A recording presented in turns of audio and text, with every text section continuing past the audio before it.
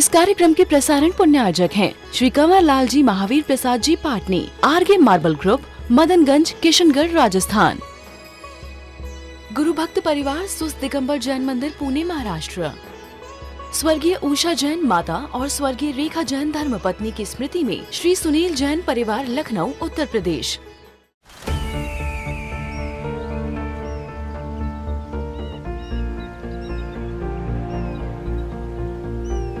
जो बनकर मेरा हमसफर आएगा, सिर्फ उसी को फर्क नजर आएगा। शुरू करो, डालो बुनियाद, घर महल नजर आएगा। वंडर लाइए, वंडर अपनाइए, फर्क नजर आएगा।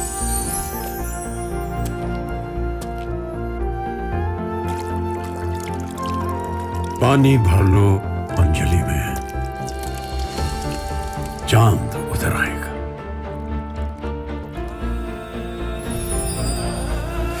वंडर है ना, वंडर लाइए, फर्क नजर आएगा।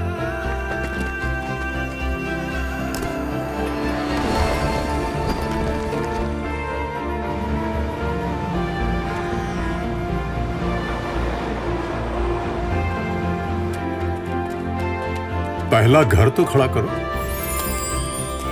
शहर नजर आएगा।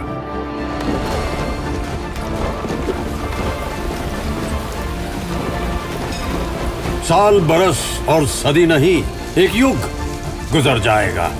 उम्र न पूछो वंडर की, जब फर्क नजर आएगा। वंडर सीमेंट, फर्क नजर आएगा। हर व्यक्ति अपनी इच्छाओं को पूर्ण करना चाहता है। कैसे हम अपनी इच्छाओं को पूर्ण कर सके, आज इसी विषय को लेकर के चलते हैं। एक व्यक्ति का एक्सीडेंट हो जाता है, उसका एयरप्लेन क्रैश हो जाता है। रियल घटना है। एयरप्लेन क्रैश हो जाता है, लेकिन किसी तरह वो बच जाता है। बचता क्या है, सारी उसकी रीढ़ की हड्डी चकनाचूर हो जाती है। पूरी वर्टिब्रा लोअर फ्रैक्चर्ड हो जाती है। शोल्डर्स की हड्डियां फ्रैक्चर्ड हो जाती है। यहाँ तक कि उसका डायफ्राम, जिससे वो श्वास लेता है, वह भी नष्ट हो जाता है। बस कहने के लिए उसके शरीर में जान थी, सिवाय आईलिड्स के कुछ भी उसमें मूवमेंट नहीं था। आंखें की पलकें तो झपक रही थी उसकी, लेकिन अपने पैरों में वो मूवमेंट पैदा नहीं कर पा रहा था, हिला डुला नहीं पा रहा था। हाथों की उंगलियां सिर्फ थोड़ी सी हिल रही थी। पूरी पीठ, पूरी रीढ़ एकदम, हड्डियों के न जाने कितने टुकड़े हुए होंगे, उसे भी नहीं पता। इस स्थिति में उसे हॉस्पिटल पहुंचा जाया जाता है। डॉक्टर्स की कंडीशन देखते हैं, MRI CT स्कैन होता है, बोले इतने सारे फ्रैक्चर्स हैं, बहुत सारे इंटरनल पार्ट्स बॉडी के डैमेज हो चुके हैं। आपस में टीम डिस्कशन कर रही है, बोले इससे तो अच्छा ये व्यक्ति मर जाता तो ज़्यादा बेटर था। क्या डिस्कशन कर रहे हैं, इससे बेटर तो उस समय होता कि ये जीता ही नहीं। बोले अब जीने के लिए इसके पास कुछ नहीं बचा। इसका शरीर जो है न के बराबर है, हार्ट भी प्रॉपरली वर्क नहीं कर रहा है, और तो उसका रेस्पिरेटरी सिस्टम भी, चूँकि डायफ्राम नष्ट हो चुका था, वो भी प्रॉपरली वर्क नहीं कर रहा था। सांस भी वो नहीं ले रहा था। उसे जैसे तैसे रेस्पिरेटरी सिस्टम में रखा गया। सारे डॉक्टर्स उम्मीद छोड़ चुके हैं, ज़्यादा जी नहीं पाएगा, सांस भी प्रॉपरली ले नहीं पाएगा। लेकिन उसका माइंड जागृत था, सजग था। वह सारी बातें सुन रहा था, लेकिन कुछ रिएक्ट कर नहीं पा रहा था। हर डॉक्टर की बातें उसे सुनाई दे रही थी, सबसे बड़ी बात उसने जो सुना था, वह डॉक्टर कह रहे थे इससे बेटर होता कि मर जाता। बोले जीवन में अब सांस अच्छे से कभी ले नहीं पाएगा प्रॉपरली। यदि इसे वेंटिलेटर से हटा दिया जाए, रेस्पिरेटर सिस्टम से हटा दिया जाए, चंद घंटों में ही ये समाप्त हो जाएगा। और जैसे तैसे बच भी जाए मान लीजिए, तो उसकी सारी स्पाइनल कॉर्ड जो है कई टुकड़ों में विभाजित हो चुकी है। इसके पैरों में कोई मूवमेंट नहीं है। बोले बद से बदतर स्थिति हो चुकी है। लेकिन वो व्यक्ति जो सुन रहा था, न जाने कि उसके मन में एक भावना पैदा हो रही थी, मुझे तो श्वास अच्छे से लेना है। उसे यह तस्वीर दिखाई दे रही थी कि नहीं, मैं सांस ले लूंगा अच्छे से, मैं मरना नहीं चाहता हूं अभी मैं जीना चाहता हूं।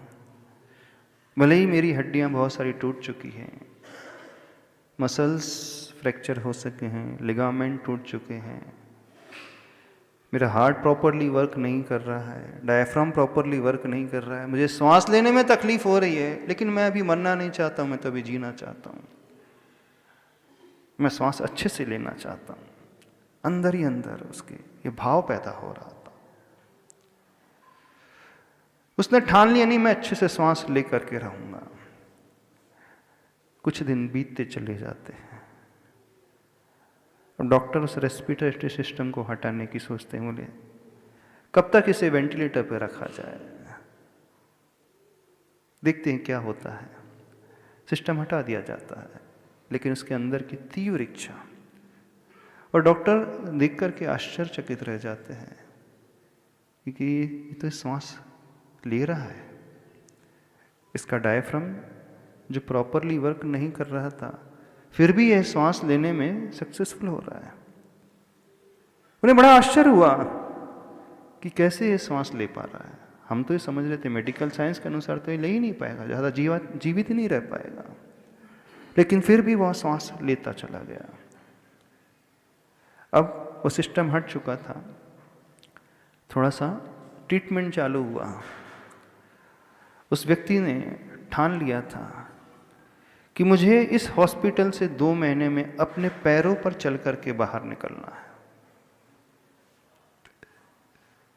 जो अभी करवट तक नहीं बदल पा रहा है, बहुत सारे उसकी डिस्क डैमेज हो चुकी, रीढ़ डैमेज हो चुकी है, लेकिन वो क्या सोच रहा है, मुझे अपने पैरों पर चल करके इस हॉस्पिटल से बाहर निकलना है। डॉक्टर फिर कह रहे हैं श्वास तो ले पा रहा है, लेकिन कभी चल नहीं पाएगा अभी, कि चलने के लिए रीढ़ व्यवस्थित होना बहुत आवश्यक है। यदि वो ही प्रॉपर नहीं है तो वो खड़े भी नहीं हो पाएगा, ढंग से चल भी नहीं पाएगा। अब वह सुन रहा था फिर से डॉक्टर की बात। बोले श्वास तो आने लगी इसकी, लेकिन शायद कभी ना चल पाए। लेकिन वह जो तस्वीर देख रहा था, मैं अपने पैरों पर चलते हुए इस हॉस्पिटल से बाहर निकल रहा हूं, और बिलीव नहीं करोगे, 2 महीने के बाद वह व्यक्ति अपने पैरों पर चल करके बाहर निकला।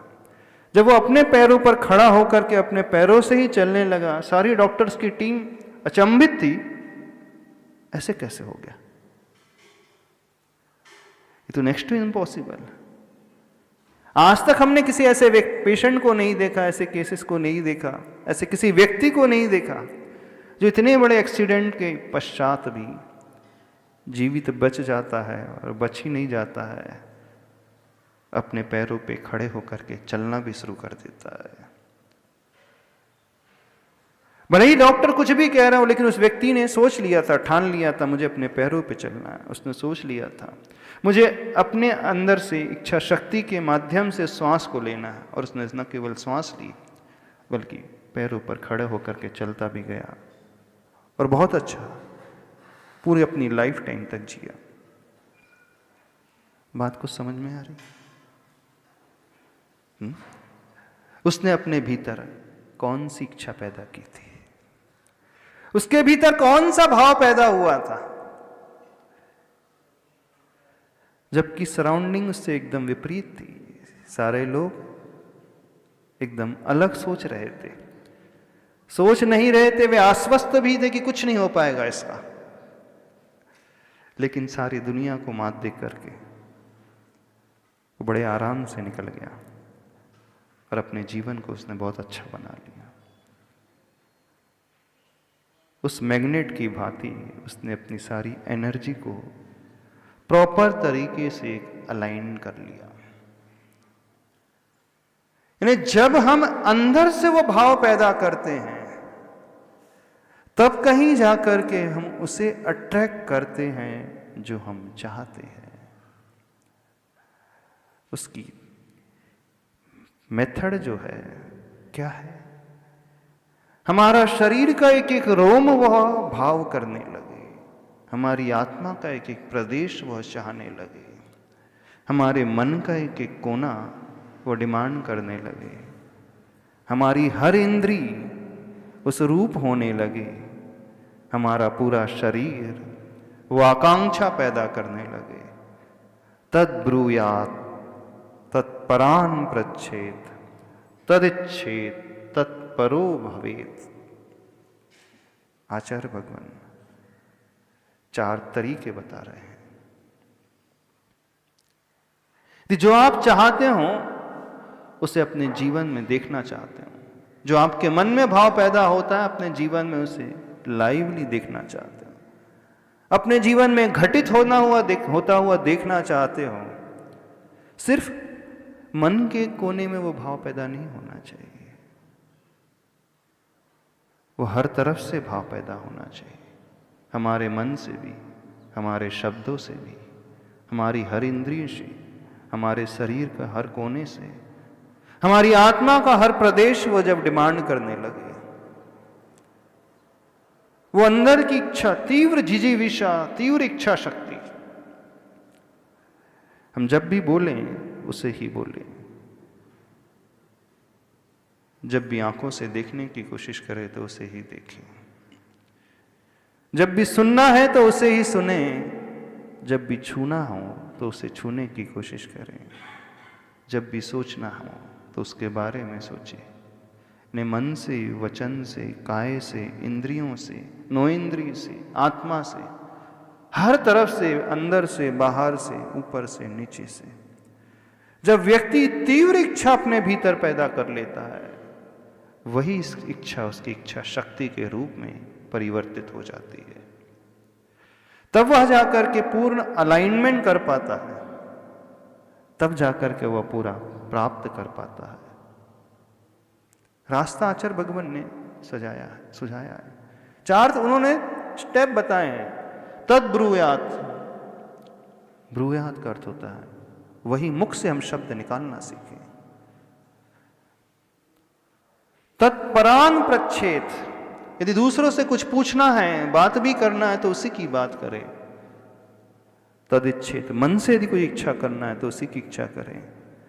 तत्पर यानी पूरे शरीर से हम उसमय हो जाएं। शरीर में रहने वाली हर इंद्रियां जो हैं वो डिमांड करने लगे। हमारी आंख, हमारा कान, हमारा मुख, हमारी नासा, हमारे हाथ, हमारे पैर, हमारा हृदय और हमारी आत्मा का एक एक प्रदेश जब अंदर से वो भाव पैदा करता है, तब कहीं जाकर के जो आप कह रहे थे ना, चाहो तो इतनी शिद्दत से चाहो कि सारी कायनात उसे मिलाने के लिए कोशिश करने लगे। यही लॉ ऑफ अट्रैक्शन है और कुछ नहीं है। अंदर से अब इच्छा शक्ति जब पैदा हो जाए, ये तीव्रता जब भीतर से पैदा होती है, और जब ये इच्छा शक्ति पैदा होती है ना, व्यक्ति चैन से सो नहीं सकता। फिर वो चाहे स्टूडेंट हो, यदि वो चाहता है कि मेरे अच्छे मार्क्स आए, मैं इस एग्जाम को क्रैक कर जाऊं, उस कॉम्पिटिटिव एग्जाम में मैं सक्सेसफुल हो जाऊं,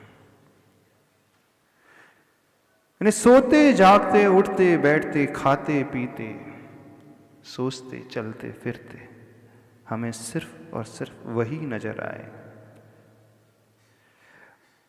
उसका तरीका है हम अपने सबकॉन्शियस माइंड को उस तरीके से प्रिपेयर करना सीखें।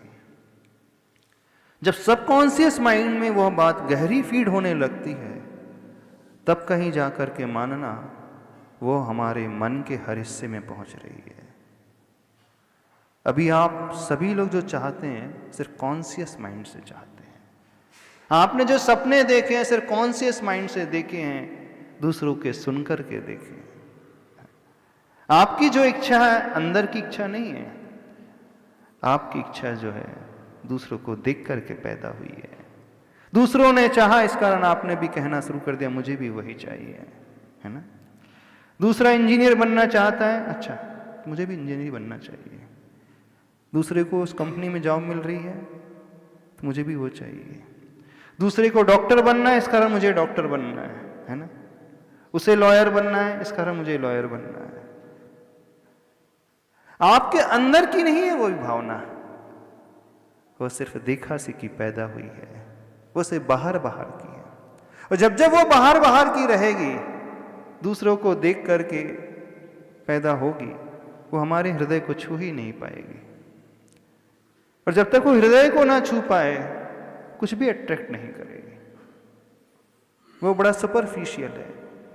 प्राय जितने भी लोग हैं जो भी इच्छा पैदा करते हैं, बड़ी सुपरफिशियल इच्छा पैदा करते हैं, उथली इच्छा वो पैदा करते हैं। यदि हमें समुद्र से उन रत्नों को पाना है तो ऊपर की सतह में रहकर के कभी भी रत्न नहीं मिलते। हाँ, आप पानी में भीग तो जाओगे, स्नान तो कर लोगे, लेकिन कभी भी उन रत्नों को पा नहीं सकते। रत्नों को पाने के लिए गोताखोर की भांति डाइव लगाना पड़ता है, उस तट तक पहुंचना पड़ता है, उस गहराई तक पहुंचना पड़ता है।